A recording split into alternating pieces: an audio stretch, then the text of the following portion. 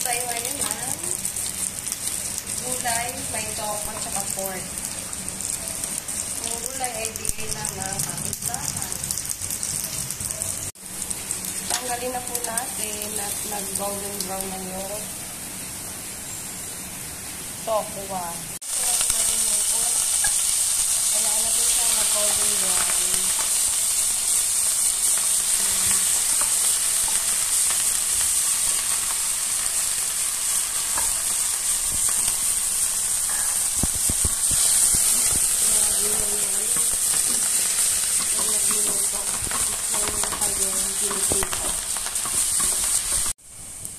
Okay na po yung pork. Ilagay na po natin yung sibuyas at bawang.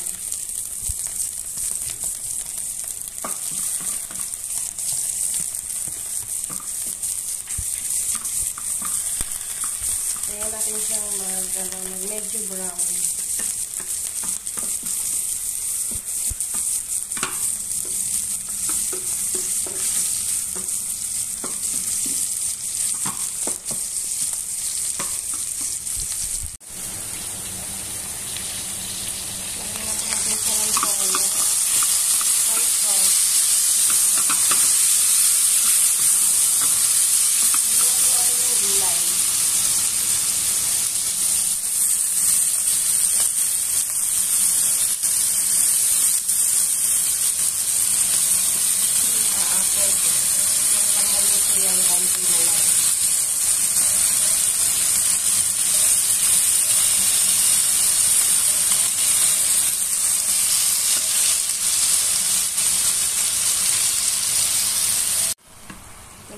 Ito na ba ang ating gulay? Lagyan po natin siya ng asin.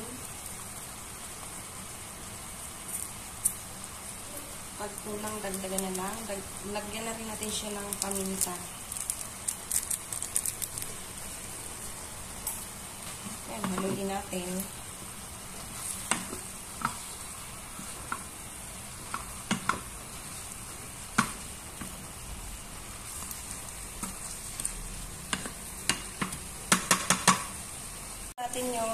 Ilagay na po natin yung tokwa.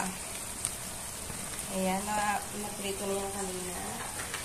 Tsaka, lagyan ko na siya ng oyster sauce para mas masarap.